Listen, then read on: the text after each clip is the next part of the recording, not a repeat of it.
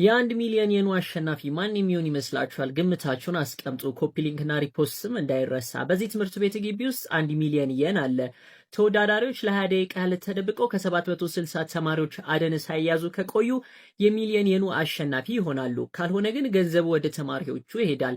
ተጫዋች 1 ኢሺካዋ በጂምናዚየም ውስጥ በሚገኝ የኬንዶ ስፖርት እቃዎች መጋዘን ውስጥ ለመደበቅ ወሰነ። እናም አንድ ጥግ ላይ ባለ የብረት የጦር ልብስ ውስጥ ገብቶ የታችኛውን አካሉን በካርቶን ሸፍኖ ፊቱን ደግሞ በብረት ልብስ ውስጥ ሸፈነ። ሁኔታውም እንከን የለሽ ይመስላል። ተጫዋች 2 ፋኩሞቶ በጂምናዚየሙ ደረጃ 10 ጥግ ላይ ትንሽ የመደበቂያ ክፍል ሰራች።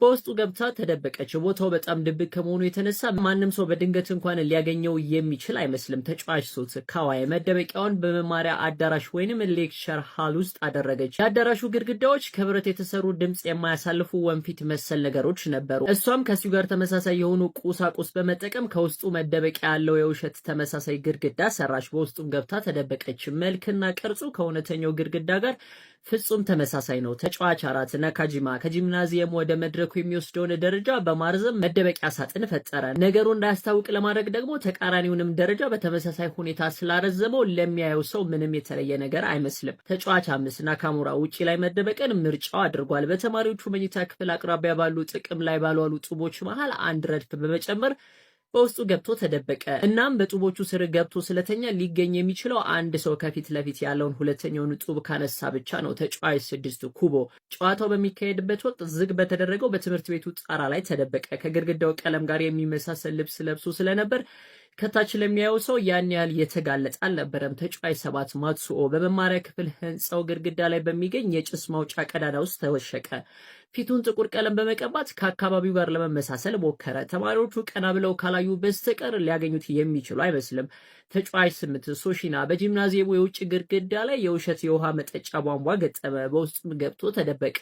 የቧንቧው ቅርጽ ከትምህርት ቤቱ ነባር ቧንቧዎች ጋር ምንም ልዩነት አልነበረውም። እንዲያውም ውሃ ጭምር ያፈስ ነበር። ተጨማሪ ቧንቧ መኖሩን ማንም ልብ እስካላለው ድረስ መደበቂያ መሆኑን እምብዛም አያጠራጥርም። አሁን አደኑ ተጀመረ። ተማሪዎቹ እንደ ጎርፍ ከክፍላቸው ወጥተው ተሰማሩ። የሩጫቸውና የጩኸታቸው ድምጽ ግቢውን አናወጠው። በመጀመሪያ የተፈተሸው የካዋይ መደበቂያ የነበረ አዳራሽ ነበር።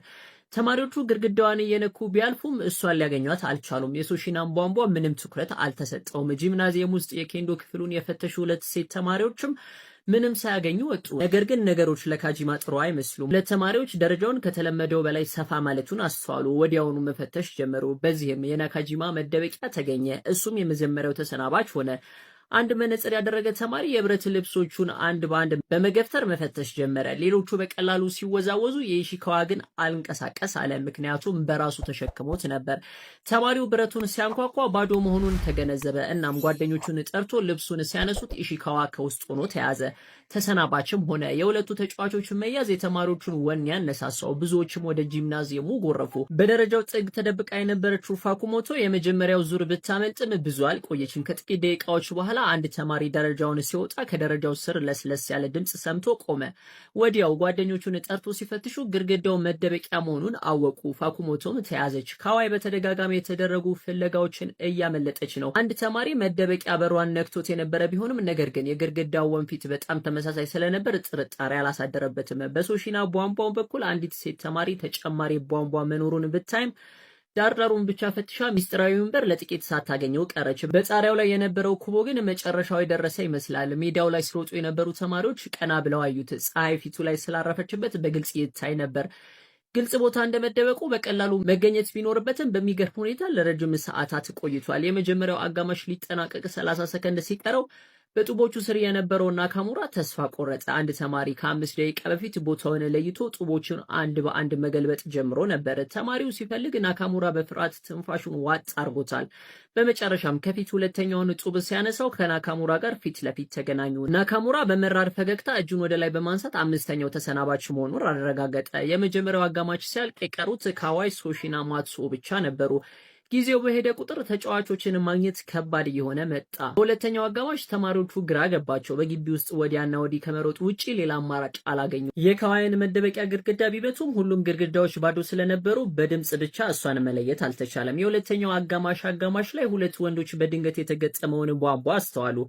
በጥንቃቄ መመርመር ሲጀምሩ ሶሺና ማምለጫ አልነበረውም፣ ተያዘ። አሁን የቀሩት ካዋይና ማትሶ ብቻ ነበሩ። ካዋይ ከ12 ጊዜ በላይ የተደረጉ ፍተሻዎችን ማምለጥ ችላለች። ማትሶ ግን ለረጅም ጊዜ ጎንበስ ብሎ በመቆየቱ ደክሞት ነበር። ልክ ጨዋታውን ሊያልቅ 1 ደቂቃ ሲቀረው ከታች መሬቱን ሲፈትሹ የነበሩ ሁለቱ ወንዶች በድንገት ቀና ብለው አዩትና ያን የጠቆረ ፊቱን አገኙት። ማትሶ በቁጭት ተሰናበተ። በመጨረሻም ካዋይ ብቻዋን ቀረች። ተማሪዎቹ በአዳራሽ ውስጥ ያለውን ማዕዘናት ሁሉ ቢፈትሹም ያ የውሸት ግድግዳ ግን ምንም እንከን ስላልነበረው ሊያገኟት አልቻሉም። ካዋይ እስከ መጨረሻዋ ሰከንድ ድረስ ቆየች። የጨዋታው ማለቂያ ፊሽካ ሲነፋ ከግድግዳ ውስጥ ወጣች።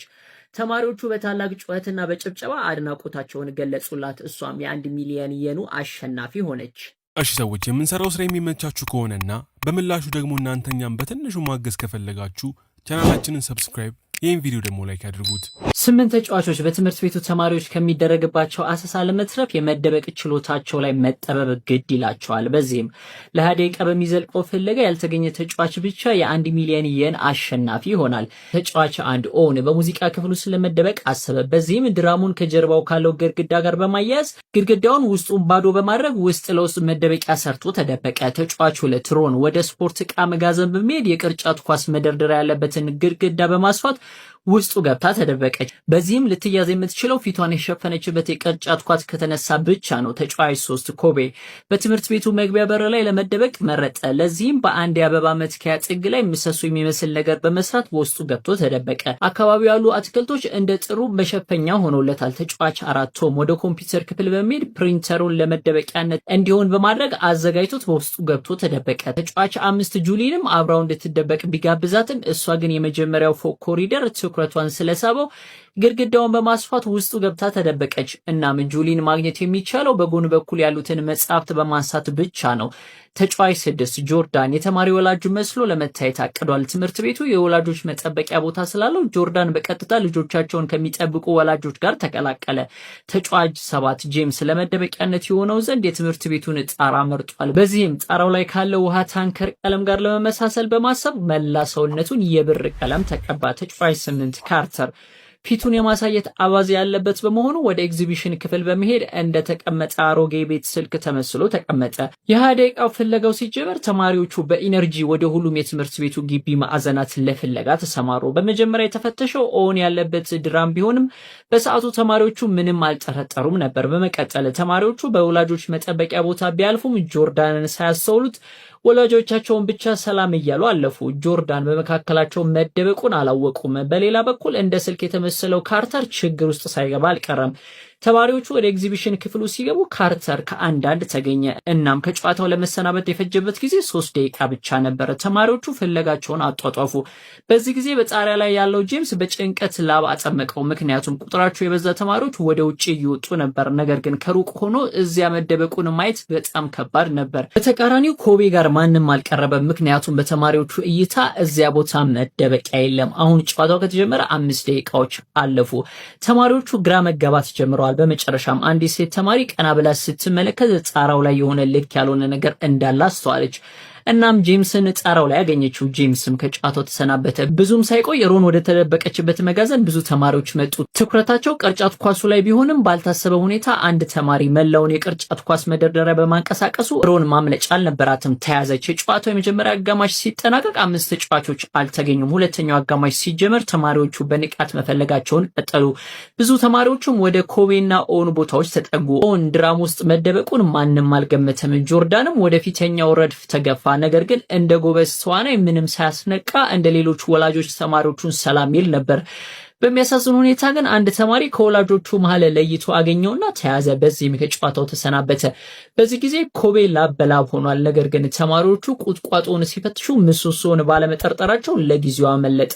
በተቃራኒው ኦን ጋር ነገሮች ጥሩ አይደሉም። ተማሪዎች ግድግዳው ባዶ እንደሆነና ድምፁ የተለየ መሆኑን ደረሱበት። ድራሙም ከግድግዳው ጋር እየተበየደ ሆኖ አገኙት። ብዙም ሳይቆይ ኦን ተያዘ። አሁን 3 ተጫዋቾች ብቻ ቀርተዋል። ይሁን እንጂ ጁሊም ለመያዝ የተቃረበች ይመስላል። እንደ ድል ሆኖ ግን አንድ ተማሪ መጽሐፍት ማገላበጥ ቢጀምርም እስከ መጨረሻው ባለመሄዱ ጁሊ ለጥቂት ተረፈች። በመጨረሻም ብዛት ያላቸው ተማሪዎች ወደ ትምህርት ቤቱ በር ተመለሱ። ቀደም ብሎ የሆነ ስህተት እንዳለ አስተውለው ነበር። አንድ ተማሪ የእንጨት ሰሌዳውን ሲያነሳው ኮቤ ተገኘ። ኮቤ እንደተያዘ ጁሊ ያለችበት መደርደሪያ ተከበበ። ተማሪዎቹ መደርደሪያውን ሲፈትሹ ጁሊንም አገኟት። አሁን የቀረው ቶም ብቻ ነው። ቶም እንደ ፕሪንተር ባለ መሳሪያ ውስጥ በመደበቁና ተማሪዎች መሳሪያውን ለመንካት ባለመድፈራቸው እንዲሁም የታችኛው መሳቢያ ተቆልፎ ስለነበር ሊያገኙት አልቻሉም። እናም ጨዋታው ተጠናቀቀ። ቶምም እስከ መጨረሻው ሳይያዝ በመቆየት የ1 ሚሊዮን የን አሸናፊ ሆነ።